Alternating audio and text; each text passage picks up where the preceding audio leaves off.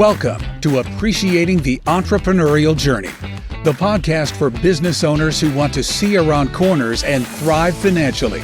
Your host is Canon Carr, CEO and business owner at CornerCap. Tune in every week for lessons learned from the trenches of entrepreneurship, business success, and financial independence.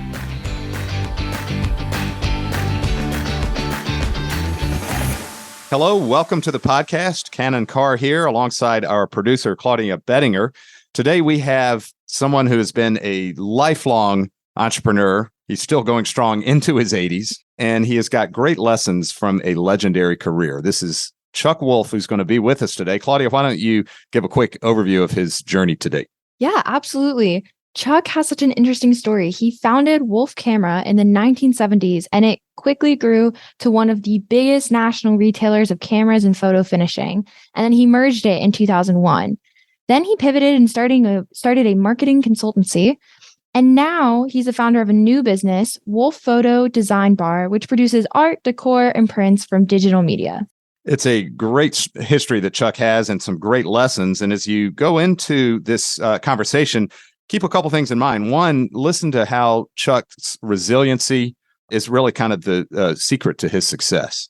And then secondly, just how he talks about going from less than 10 stores to over, if I remember correctly, 300 stores nationally. And then as an industry completely disrupts, how things unwind.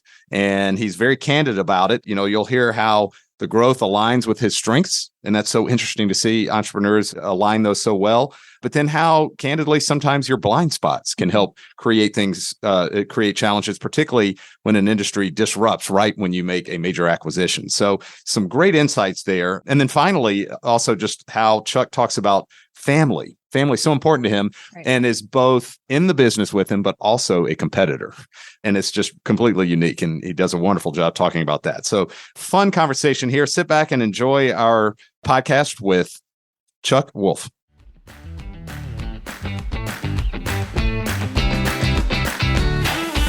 Chuck, thanks for joining us on the program. I thought we'd go way back to when it all started. I think you were probably 15 or 16 years old. You joined the family business in DC. And then, I think within sometime in your 20s, you ended up buying 8 Atlanta stores that became Wolf, the start of Wolf Camera.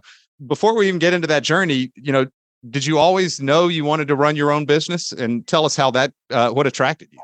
Well, actually, I didn't know I'd ever go into the camera business. I was in Oklahoma, and my father died at a young age, and I was 15 years old, as you said, and I moved to Washington, D.C., where my uncle was, and my mother's sister and brother, and 2 brothers actually lived in Washington, D.C. So we visited them from Oklahoma, and I moved to Washington, D.C. from Oklahoma at 15. And my uncle was in the business. His name was Edward Ritz. And my first uncle, the older uncle, and there were 20 years difference between the two. So they've been starting the business for a long time, but mostly portraits in Atlantic City. And then he moved to Washington, D.C. And he had 3 stores in Washington and 2 in Philadelphia, and 2 in Baltimore and 1 in Philadelphia. And I can remember that long ago. And at 15 or 16, I worked, in the store for a while. And my mother, worked in one of the stores also when we moved from Oklahoma, from a small town of 18,000 people, to Washington, D.C. Mm-hmm. So that's how I got started in the camera business, and I enjoyed it. That my uncle was almost like my father then, because I lost, my father at a young age. Sure. And then the older uncle actually passed away about 3 or 4 years later. But he really liked me, and he wanted me to change my name to Ritz. My name was Chuck Wolf.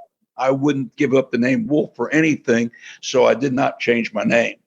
And that's what happened. That's how I got in the camera business, by luck. If my father never passed, which I wish he hadn't ever that young, but I would never been in the business of the camera business. And I learned a lot from my both uncles, one that he started in Atlantic City, then he moved to Washington, D.C. And you're talking about in the 1929s, 28s when they started the name Ritz Camera. Yeah, no, it had been a long brand and a long history there. So, but at some point in that early journey, you said, "Hey, I want to take risk and own my own stores." When did that light bulb go off for you, and what made you Well, buy I the went Atlanta back stores? to actually after my education, my high school education, I went back to Oklahoma University and went to school and graduated, with 4 years later. But every summer I worked at the stores, so I could afford to pay for college, Mhm. and I loved it. And my uncle said, well, why don't you just work full time for us, because I was always part time, just the summertime, and I started. And I worked for until I was about 35 years old. And I decided that we built it up. And I really was the one that built it up. My cousin was 7 years younger, David Ritz, and he was starting in the business. And I said, you know what? I own 25% of the business, but I really wanted to own the whole thing, something. So my uncle and I made a deal. And you said we had 8 stores in Atlanta. We had 6 stores in Atlanta and 2 in Charlotte that I Mhm. purchased as Ritz. And I That's right. said, let me have those stores for my 25% of the company, which is a total of about 50 stores. So that's how I started. So I went with my wife and 2 kids, and we went from Washington, D.C. to Atlanta, Georgia. And I'm glad I did it because it has been the best time of my whole life. I brought up my whole family all these years, and they went to University of Georgia, and one went to Arizona, but we stayed around the Georgia. And I don't know if you know how good the Atlanta Braves are this year, but I'm glad I'm here for that. Oh yeah, no, Braves have had a great couple seasons here. So and have started again great this year. So loving watching that. Well, so tell us when you did get to Atlanta then, and you now owned 100% of your own entities there. Yes. What was the original starting plan? What did you Well, want to take it to? the starting plan was that I got to know the employees a lot more. We're in Washington, D.C. I was in charge of it. I was the manager. I was in charge of purchasing. I was the general manager of all the stores. I was really doing everything. And my cousin was doing some of the marketing and everything, but I did that with the people. And I got to know the people, and they weren't the right ones that I would have. And also the locations that we bought weren't the right locations. So I got to know Atlanta, and I said, I'm not going to do any business in this strip center. So I changed almost all the locations except 2, and even closed one in Charlotte right away, which was terrible. And I built up new locations. So location is a really important thing. Yeah. But I had competition. Even in those days, you had the department stores sell cameras. And I had a very big firm that had about maybe 12 or 15 stores in the city. And I got on personally, and I love marketing, and that was my biggest treat. I love photography for sure. But I knew business from my college education, but even working for my uncle all those years, I knew what a P&L meant, and that's important. So I looked at the rentals and also and the type of people I had and what I was doing in marketing and advertising. And I want to advertise quality because there are millions, and there's always millions of businesses done by drugstores in those days in photo finishing with the developing of film. And I wanted to separate myself from that if you really take a picture, a photo, and it costs you 30 cents or $3 for the whole thing to get developed and so on, why don't you have good quality ones? And Hmm. I had ads that went on to say, I put a roll of film in my hand. I got on TV after a while, and they knew me as a person. And I really advertised a lot with myself being there is no Mr. CVS if they were in business in those days, or Mr. Walmart. There was a Walmart, but there is a Mr. Wolf or Chuck Wolf at Wolf Camera. And Hmm. it meant a difference. And I care about it. And you trusted me for a couple of years. Trust me a little bit more that will give you the best quality and the best service. So actually, in a store, you don't have to be the most educated person in the world, but I find out you got to have the best personality and the most pleasant to help people. And you can't get that in big stores. And the personality of my salesmen that love photography, love people, that people love them, it really made a big difference in your earnings and your sales. So the first thing when I would ever operate a store, I said, I don't care if you know too much about cameras. I'll teach you that. Hmm. Okay. I want to Hmm. be knowing that you will be nice to me, pleasant, and you'll come back and you'll give them your name, and they'll come back and ask for you. And that was it. So that's how I built up my business. So I did commercials where, like, on a video, on a TV commercial or radio, and I made a big thing about the Wolf Pack, because join the Wolf Pack. I had a club, and we used the name. The name's a pretty good name. I'm glad I didn't use the Rich name, because it'd be the Rich Pack, but no one would know what that was. And it has a strong feeling in my heart, Rich, but that's why I talk about it, because I'm still related to my cousin, and we still speak a lot. And he's out of the business also, with all his stores. But that's how I grew the business with TV things. I put a roll of film in my hand with the TV camera, and it would say, "You're really going to take this film to a drugstore? Don't you love your kids? Or you don't know what paper they use."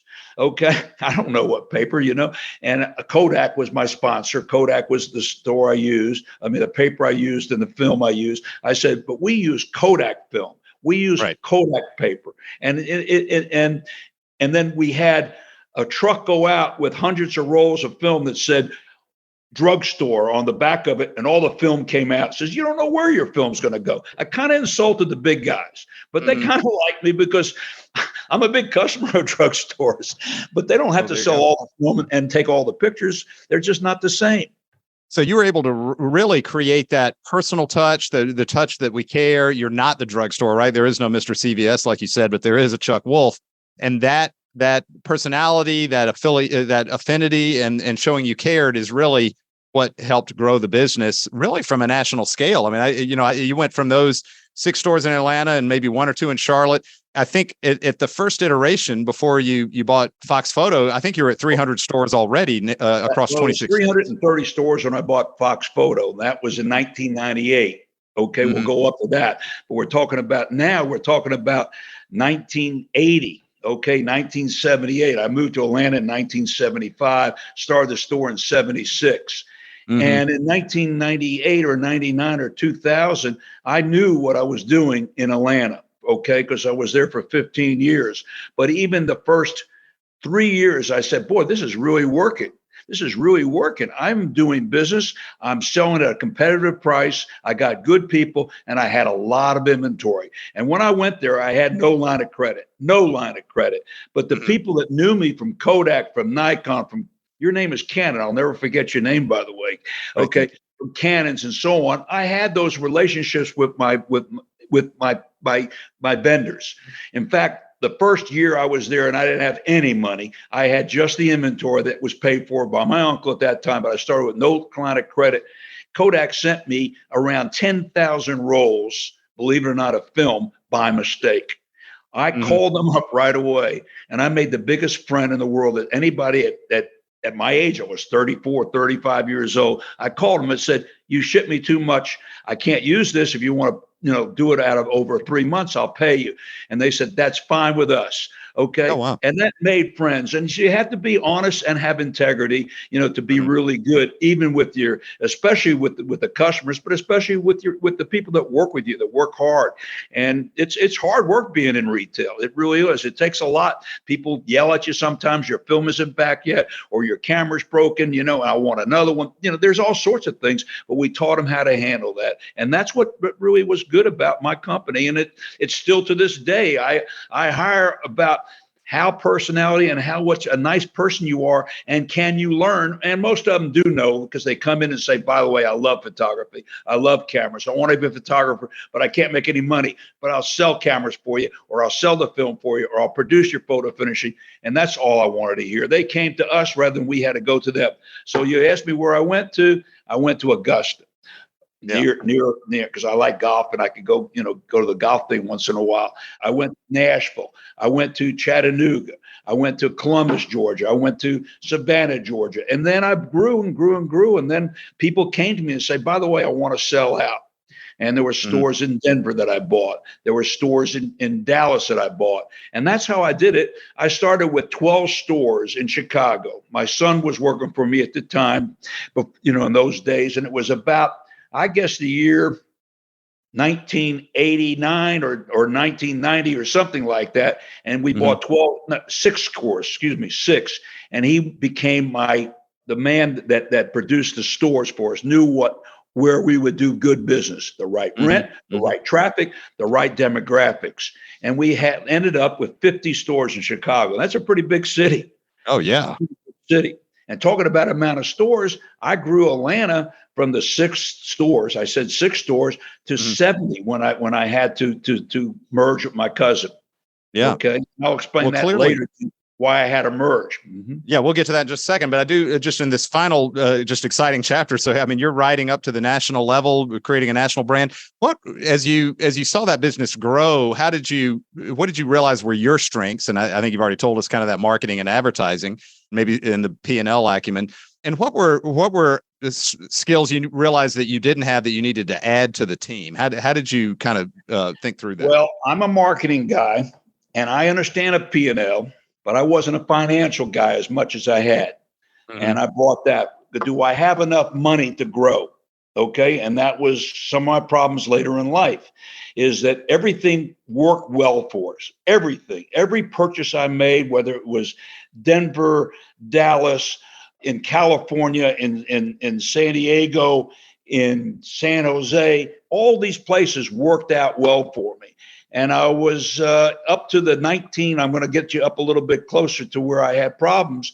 In 1998, I made more money and more sales than any time before. And I did, and I bought Fox the next year, or around the end of 1998, 1999.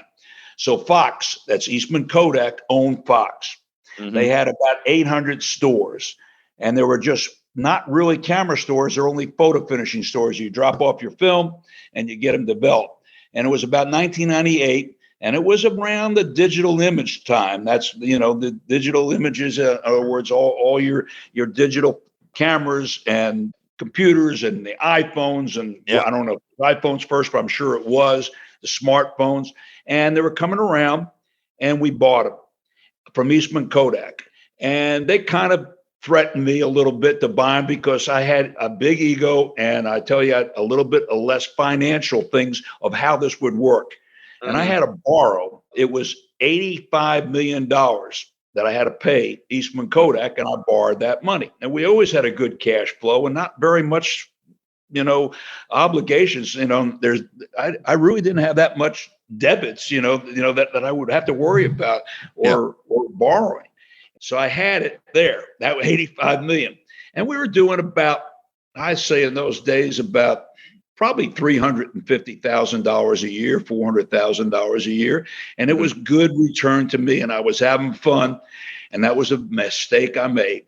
Yeah. And I did not have the right team to tell me. By the way, I think that's $350 million a year, right? In revenue, just to clarify, right? 350, 400 million. Yeah.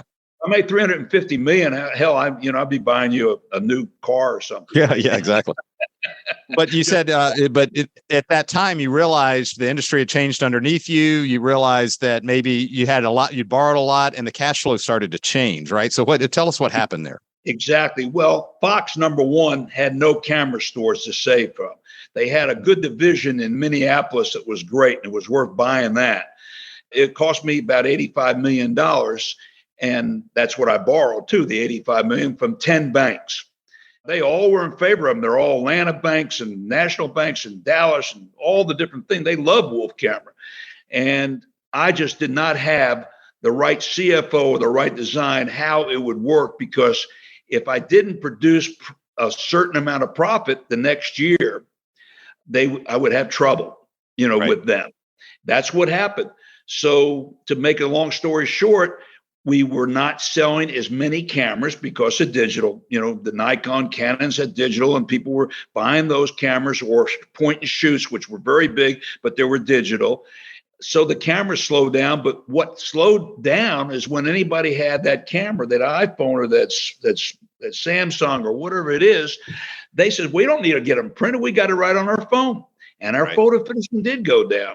And then I'm going to tell you some good news, about 15 years later after that. Okay. So I went through the trouble of that, and that was all camera stores, not just me, but I had so many stores and so many stores that I purchased that I spent that millions of dollars that I borrowed, not for just starting the store, but I had to remodel them. I had to put cameras in there because that's what really brings in the customers.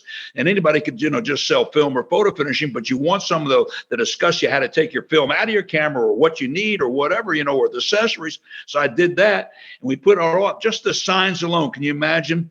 And the 600 stores that they had to sell, we closed about 400 of them right away legally. I didn't buy them. So I had 400 stores, but there still weren't the Wolf store. They had the Fox name, and it's funny that that we had so many animal names. In Chicago, I bought a company that had the 6 stores I told you, great stores, and they were called Lion Camera. Mm-hmm. And so our big ads, which we were full page ads in those days, in the paper, you were on radio, you were on TV. It's different now. It's expensive out there, to pay for that thing. And you got to go online now to get some business. So it's different business now.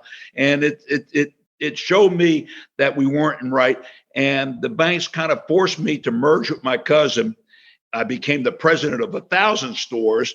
But that's what I really wanted to get away from, was Ritz all those years. So I got out of about 3 years after that. And that was in 2001. Yeah. And I stayed till 2003. And I got bored. I opened up a marketing company that I did some of the advertising for my cousin Ritz, because I got paid over a certain amount of money for certain years. He said, do the marketing for us, and I did. And I hired my vice president of marketing to come with me, and his name was Carbone, so we called it the Wolf Bone Marketing Company. And we got we had the PGA stores for 10 years. So, I knew those people there, and a big Kaufman Tire, which was the biggest tire place. And advertise tires is not as much fun as advertising cameras.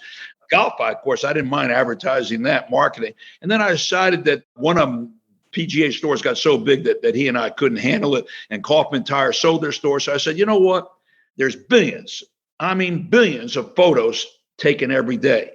But if you want to ask Chuck Wolf's biggest slogan, a picture is not a picture until it's printed. Because I don't make money off it when it's in the phone. A picture, a photo is not a photo until it's printed. Okay. An enlargement is not an enlargement until it's printed. And that's what I go by. And I started a store. One store. I had 70 stores in Atlanta. When Rich bought and merged with me, we probably had about 30 when they went out. They had to claim Chapter 11, about, I think, in 2011 or something like that. I owned a lot of stores, and so that cost me a lot of money because I owned a lot of buildings, and they went out, and I liked that, that money coming in, but that stopped. So I opened the store up, and this is the new store, right? This is one on right now. Before we get to that, because I do want to come back to that. That's the renewal part of everything you've learned, and the first time around in this business. Now you're able to bring in a new idea, and I want to get to that. But first, before we leave, just the Wolf and you sold to Ritz. What would you have done differently if you reflect back on that? You'd mentioned having a good CFO would have helped. You mentioned a little bit. You maybe had your strong personality driving sales. What would you have done differently? Was there a way to avoid some of those missteps, or was it Ken, just? And I'm not saying he was a bad CEO. It's just it came from a very, very big accounting company. Someone like that should have said, Chuck, you could go wrong on this. No one told him. So you didn't really have a margin for error. Kodak made it, believe it or not, said Rich will buy us. And they weren't even selling Rich film or paper. I was buying Kodak paper and film. They were buying all Fuji.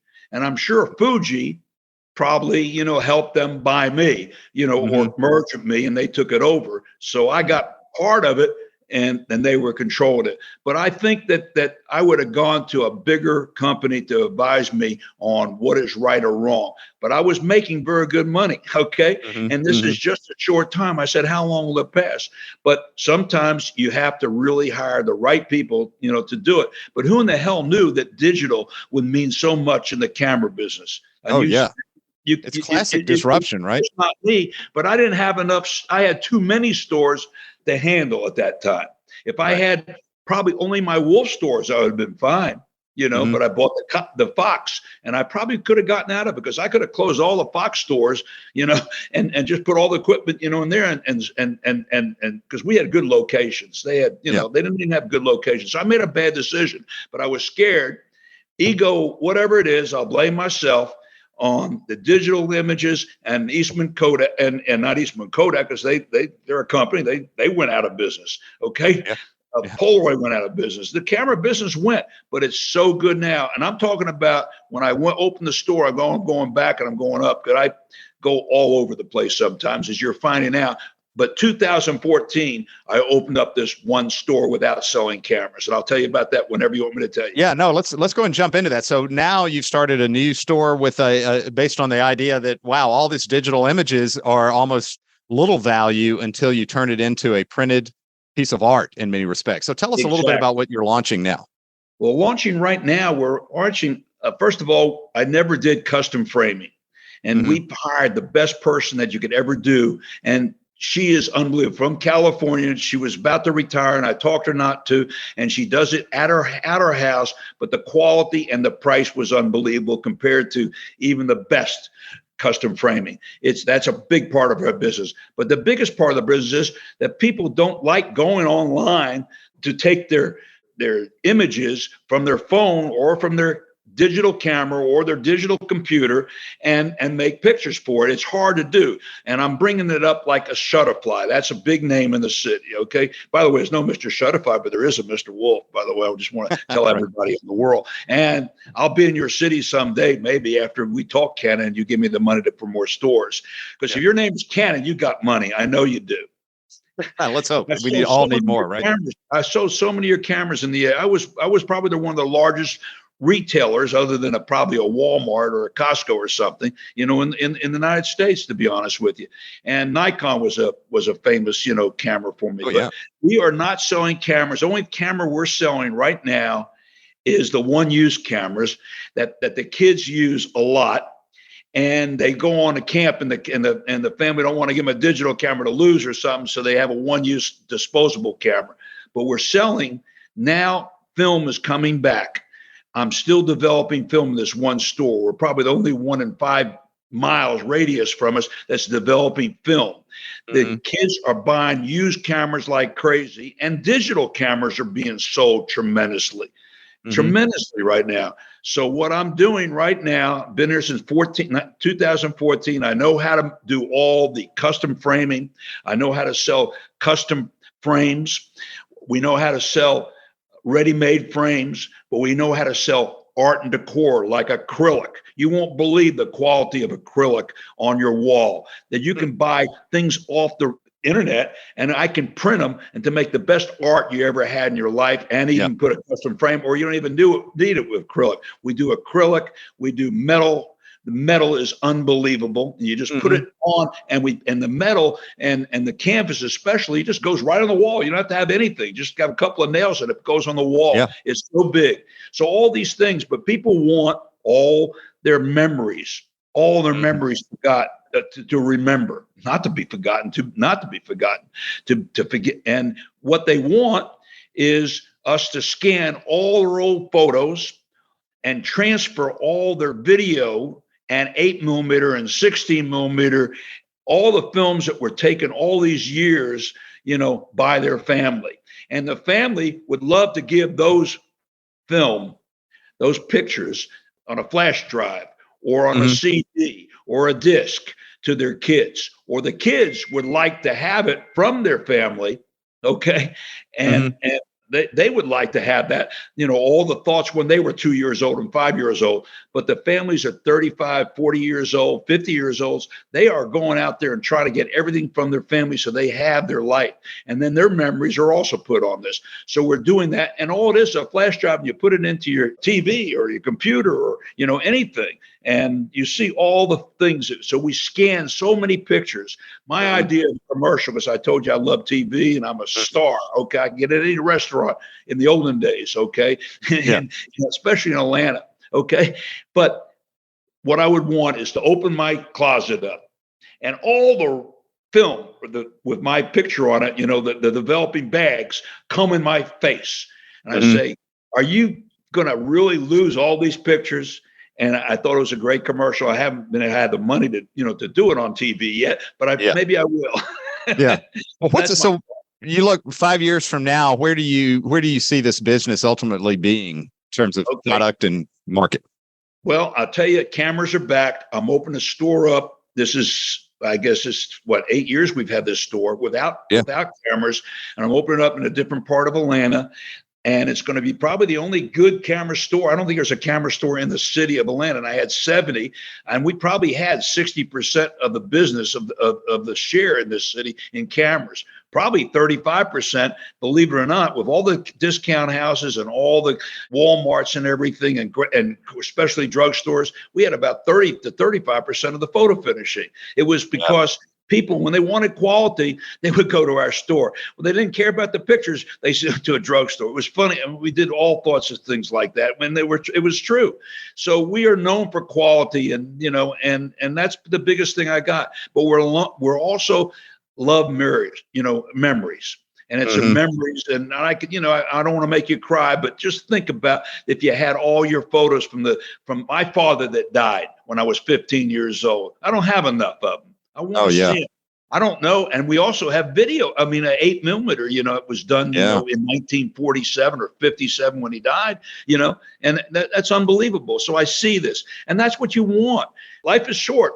I'm getting old, and I have kids that will help me out, but I also have my old COO that's younger than me, and a CE and my purchasing guy. So we're going to open that camera store. They're going to help me open the camera store in the city, and it's going to be fantastic. It's going to have the same thing I got in my 2,400 square foot store, but it'll have a photo studio where people can come in and get their portraits done, or people can rent the space from me, and they'll have any film that they would want, which we do sell right now, any film, but they'll have any camera they want, including names like Leica, which is known, Hasselblad. These are the old ones. Even if I only have one or two of them in there, we're going to have them in the store. So we're going to be a full camera store of all the accessories. And I think that's where I would go.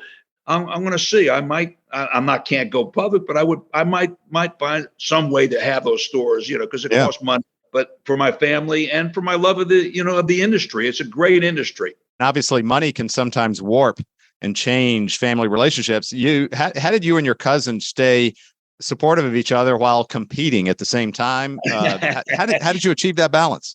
Well, we had a good balance, but we probably were sensitive about him going to a city that I was in, and we were in a lot of cities, or he was sensitive about me going to a city that he was in, and it's just competitiveness. And believe me, I think I ran a little bit different type of business than he did. He ran it his way and I ran it my way. And he was very successful too. I wouldn't want another cousin other than him to take his place right now. Okay, that's what I feel. I haven't talked to him in 6 months. We lost his sister, which was my favorite cousin, his younger sister, about a year ago or 2 years, a year ago, probably less than a year ago. I'm trying to think. And it's remarkable. So no, I think that your family is the most important thing. I heard one thing from Buffett. He says, money isn't everything. It's your family and your friends that count the most. Yeah. And then he said that. And of course, he made a lot of money. he might know what he's talking about. Repeat what he says, Warren Buffett, Well, as you think back, so you've seen it all, right? You've seen incredible boom, you've seen some challenge and bust, and then now you've seen renewal. In your view, what is the secret to sustained success as an entrepreneur? Watching everything very carefully and thinking every day about how you can be better. What am I doing wrong? And comparing. You compare a store that's doing $3 million, another store is doing $1 million, and the $3 million store is a much better kept store.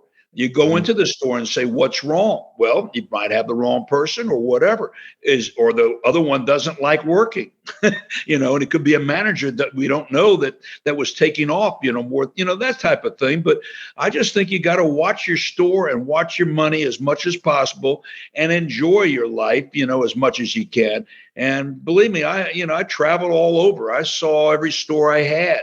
It was good for me. I gave meetings, I remember one in Chicago. I gave a meeting. I had about 30 stores then, probably, I don't know, 400 people there or something. And I said, by the way, no one can fire a customer. They didn't even know me, but they got to know me after a while with videos to me and talking and me seeing the stores. But no one can fire a customer except me. Well, Chuck, if people do want to learn more about just Wolf, the latest Wolf digital printing business and art business, how can they learn more? Where should they look? Well, we have of course a website. Okay. Mm-hmm. I mean, I would be stupid not to tell you. The new website used to be Wolf Photo Design Bar. Now it's wolfcameraPhotodesign.com. Okay. It's like a website like everybody else's where you can buy online and you hope that you can upload your pictures and you can pick an acrylic out. But how do you know what the acrylic is going to be unless you really see it? So we're going to try to better put video out there to really see what the real thing looks like if you want to get online business. If you send me an email and to Chuck at photodesignbar.com from this thing, and it'd be a lot of them, but I still have that. It's not a personal one, but it's a business one. I'll get you on the mail, get you on the mailing list. How do you keep the energy and passion going well through, I mean, you've been doing this since the 1970s. Right. We won't even talk about age, but how do you keep energy going like you do? I love life. Mm-hmm. I love people. I love business. I was best friends with Bernie Marcus at one time. Mm-hmm. And guess what?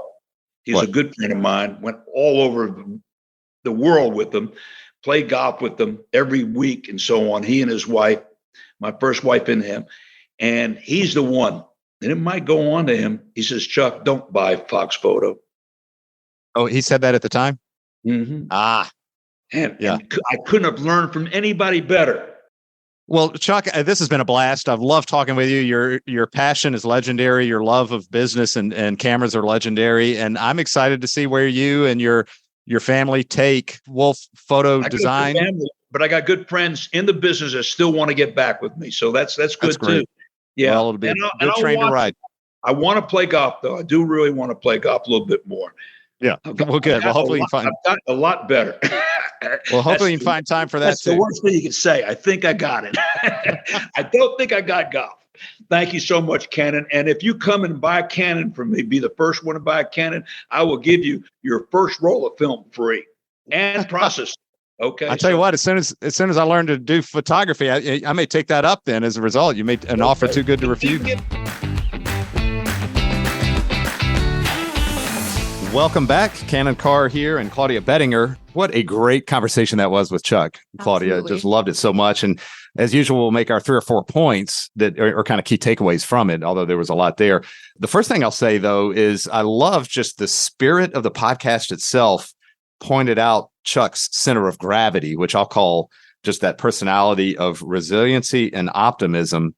And you could just feel, his love of marketing, his love of photography, his love of people kept bringing him back to that resiliency and optimism. And you could feel that during the whole interview. I'll call it a center of gravity. Absolutely. Well, and his resiliency is palpable in his story. I mean, going from having one of the largest camera stores nationwide for them to go under because of the change in business. And now he's back at it again, in his 80s, restarting the store. And I just think it's so admirable and really is a true testament to that resiliency. Oh, it's incredible. And you notice, like, when we talked about those challenging times of his life, he would be candid about it, be honest about it, but he wouldn't dwell on it. Right. And he kept moving back into what he loved: marketing, sales, relationships, people, photography.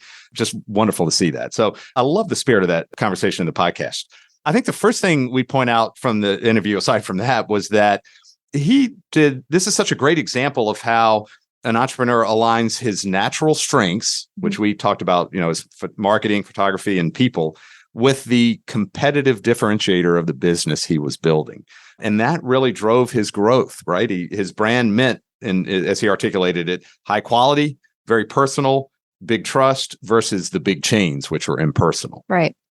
Yeah. Well, and it's even evident in how he talks about his employees and the value that he places on them. He talks about how he treats them fairly and looks for people with a passion for photography too. And I think he even says in the podcast how he wishes he could pay them more, which I don't know that you hear every store owner say, Yeah. Well, he loves people and he felt if he got the right people and they embodied the brand and his own strengths and personality, he could teach them, right, to do so many things. And that he rode that wave and that concept to a business that was 350, 400 million in annual revenues that he built over a 25-year period to the late 1990s. So just, it's great how all that, his strengths and the brand it represented all came together. But then, our next point, all that did unwind to some respect, right? At least from a business, but not for Chuck's personality. And I think the lesson from it is, in your business, as it grows, you do need to build margin for error, and you do need to have good advice around things you may not see in the business, right? That you might be blind to. And, Chuck brought that forward in this conversation. Yeah, absolutely. Well, and I think it's really admirable that he does note the bad advice that he may have received, but ultimately takes responsibility for how it ended up. And I think it ultimately really makes you want to root for him. Yeah, no, it's a great point. I mean, he didn't blame his CFO, right? He said might not have been the right guy, but it was on him. He's like, me as the CEO, it was my responsibility. I liked how he said, one person did give him important advice.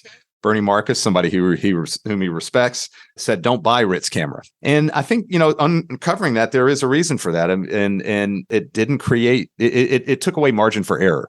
So when the industry not inevitably, but disrupted underneath him, and who could see that coming, maybe you could, maybe you couldn't. But it changed the economics of his business, and he had taken on so much debt that he didn't have flexibility, didn't have cushion. But as he alluded to, Chuck's strengths also were the other side, maybe his weakness too. His I'll say, just his large ego, large personality, and the fact that he wasn't a financial guy did create some blind spots that, as the business got bigger in a challenging industry, exposed some weaknesses. So, the lesson that we do talk to entrepreneurs about is, have that ecosystem to help you with those blind spots. Be aware of your strengths, and he certainly knew his strengths. But be aware of them and how those play out and might affect the business. So that was interesting. Yeah, well, and the last point here is one that I really love is how he talks about his family. It's a really unique situation to have a cousin as a competitor. The way that he talks about how family always matters and was always the most important thing, no matter the times that they were in. I really think that it's a testament to his character. Oh, yeah, no, it's great. I mean, so his family worked with him alongside the business in some respects, right? He had his immediate family members, but his cousin and uncles and, at various points were also competitors. Right. And that's got to create some tension, right? But he always comes back to that center of gravity of how important family is.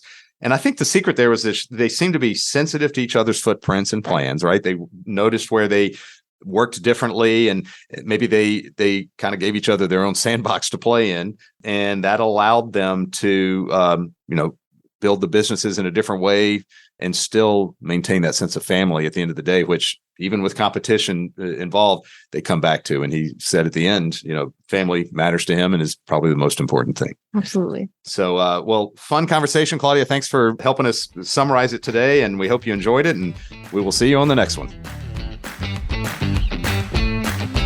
Thank you for listening to today's episode. Do you want to learn more about exit strategies for business owners? Visit cornercappodcast.com for a free copy of our ebook with everything you need to know to make a smooth transition out of your business. Tune back in next week for another episode.